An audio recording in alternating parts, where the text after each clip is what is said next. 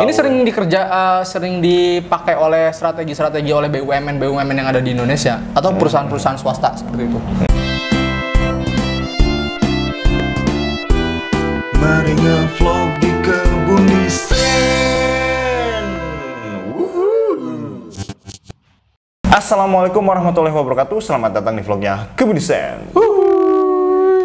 Oke teman-teman, seperti biasa nih ya, Kebun Desain akan ngasih tips buat teman-teman kayak gitu. Ya, tapi sebelumnya saya menjelasin dulu nih, ini channel apa sih?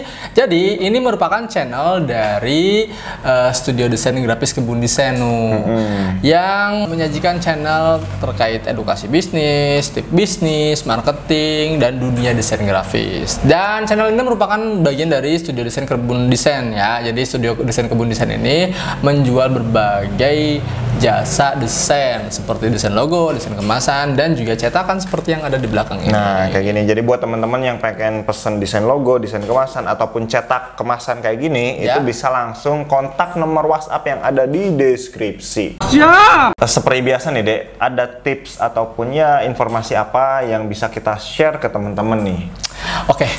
Kadang kita suka kesel nggak sih, Nu, kalau misalnya kita udah usaha terus ada karyawan yang yang memang kita percayai, atau misalnya karyawan tersebut tuh menguasai berbagai hal gitu di usaha kita, tiba-tiba dia pindah kerja atau pindah ke kompetitor. What? Oh iya. Nah, kita akan membahas bagaimana sih cara mempertahankan karyawan yang berpotensi ya, karyawan yang berpotensi ya, bukan semua karyawan, tapi karyawan yang berpotensi. Nah, seperti itu. Apa aja? Kita simak di tips kali ini. Tips yang pertama, apa nih? Berikan karyawan sebagian keuntungan dari perusahaanmu. Gimana nih maksudnya ngasih sebagian keuntungan? Jadi gini, Nu, memang sih tawaran gaji yang lebih besar dari kompetitor kita memang sangat menggiurkan bagi karyawan kita, bener gak sih? Iyalah, itu kan strategi kompetitor. Ya, untuk mengambil karyawan-karyawan yang berpotensi. Yang ya berkualitas gitu ya. Nah, untuk menyiasatinya, kita bisa berikan sebagian keuntungan. Misalnya, kita bisa memberikan bonus. Terus misalnya berikan tunjangan yang lebih kalau misalnya dia memang megang beberapa tugas di perusahaan kamu gitu, atau di usaha kamu gitu.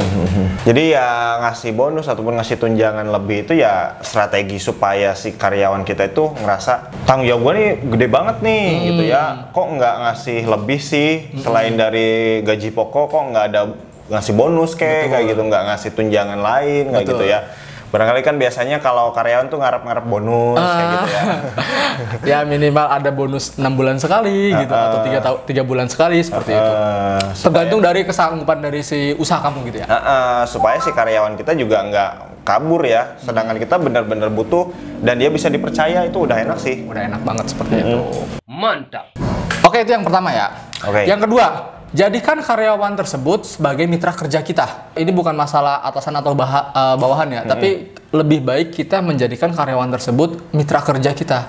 Karena kenapa? Dengan kita menjadikan karyawan tersebut mitra kerja kita, kita otomatis harus memberikan juga keleluasaan terhadap karyawan tersebut. Misalnya, dia bebas berpendapat terhadap sistem yang ada di perusahaan kita, terus juga dia bebas mengeksekusi pendapat tersebut, gitu kan ya. Jadi ada hal-hal yang sebenarnya memang diharapkan oleh si karyawan, bukan sekedar gaji sih ya. Mungkin seperti kebebasan-kebebasan yang seperti itu. Iya, kadang kita tuh kan punya ide, terus ide kita tuh ditanggepin, ya udah eksekusi idenya bagus. Nah, itu tuh kayak apresiasi gitu ya. Iya, kayak gitu. Jadi gitu, punya kepuasan gitu. Kerja pun jadi, wah gue dianggap nih, wah gue jadi ngerasa memilikin sama perusahaan ini. Iya, jangan kamu misalnya menjadikan orang sebagai partner kamu, tapi pendapat dia nggak pernah didengar gitu. Buat apa kamu ngajakin dia sebagai partner misalnya seperti itu, atau mitra seperti itu. Tolong kasih masukan dong. Aduh, ide kamu nggak ada yang bagus semua, misalkan kayak gitu ya. Misalkan kalau memang idenya nggak cocok ya nggak usah digituin juga. Tinggal misalkan, ini kayaknya idenya bagus, tapi kayaknya di bulan apa mungkin, atau di kesempatan yang lain. Iya, atau jangan langsung di-cut, belum dicoba tapi langsung di-cut gitu. Ya udah, kita cobain dulu deh ya. Iya, misalkan gitu. Berapa bulan idenya, kalau nggak coba cari lagi misalnya gitu ya. Itu. Oke. Nah, ini tips yang ketiga. Nah, tips yang ketiga ini kalau misalnya si karyawan tersebut memang karyawan yang sudah dipercaya dan sudah bekerja misalnya 20 tahun di tempat kerja kamu. Nah, baru berikan dia saham. Nah, benar. Ya kalau misalnya dia memang sudah bekerjanya udah lama gitu kan ya di tempat kerja kamu, baru kamu berikan saham ke dia agar dia merasa memiliki usaha kamu. Ini sering dipakai oleh strategi oleh BUMN yang ada di Indonesia atau perusahaan-perusahaan swasta seperti itu. Karena mungkin dia si bisnis ownernya pengen menikmati hidup gitu, pengen bebas dari masalah-masalah kerjaan, pengen tinggal nerima uang aja. Mungkin ini salah satu cara yang bisa dilakukan, tapi dengan syarat kalau misalnya karyawan tersebut sudah 20 tahun kerja di kita. Udah tahap dimana dianya udah menguasai, udah benar-benar cinta sama perusahaan kita. Ya udah deh, aku kasih nih saham berapa persen, misalkan 20% atau 10% misalkan.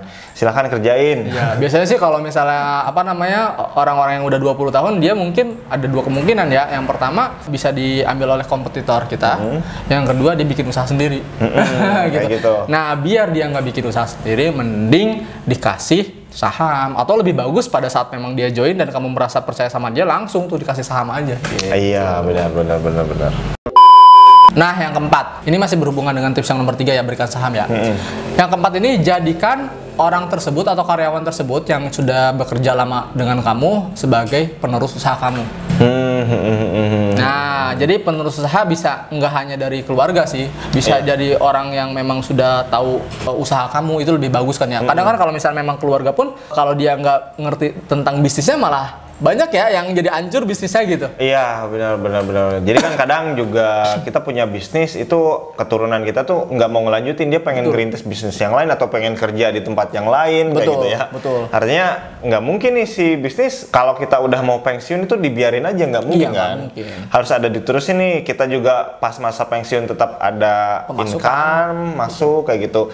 Perusahaan tetap bisa jalan, bisa menghasilkan profit, bisa menggaji karyawan-karyawan yang ada kayak gitu. Itu kan lebih manfaat ya, dikasih ke karyawan yang bener-bener udah loyal kayak gitu ya. Udah sama kamu aja, pegang. Misalnya udah 40 tahun dia kerja di situ. Tinggal bikin apa tadi? Perjanjian. Betul. Betul kata Dino. Jadi tinggal bikin perjanjiannya nih, klausulnya seperti apa? Entahkah kamu tetap menjadi pendananya dan tetap menerima keuntungan, dia yang mengerjakan semua operasionalnya, atau misalnya kamu sama sekali nggak mikirin operasional, hanya mendanai doang gitu, bisa seperti itu. Kayak gitu ya, itu mah diatur-atur lah untuk urusan itunya sampai deal sama karyawan yang terpercaya itu kayak gitu. Betul sekali. Ini banyak sekali sih cerita-cerita yang seperti ini. Biasanya tuh di drama-drama Korea suka ada yang seperti ini. Iya, di kita juga banyak gitu ya. Di realitanya banyak. Di realitanya banyak seperti itu. Oke, itu aja sih tips kali ini dari kita. Mudah-mudahan bermanfaat ya buat teman-teman yang sedang mencari partner dari karyawan atau memang sudah berpartner dengan rekan kerja gitu. Mudah-mudahan lancar selalu usahanya. Jika dirasa suka, jangan lupa di like, di komen, dan di subscribe. Dan jangan lupa juga di share ke teman-teman kamu supaya kalau punya karyawan yang bagus itu nggak loncat ke kompetitor. Di share ya video ini ya. Oke, thank you. Sampai jumpa di vlog kita selanjutnya. Bye-bye.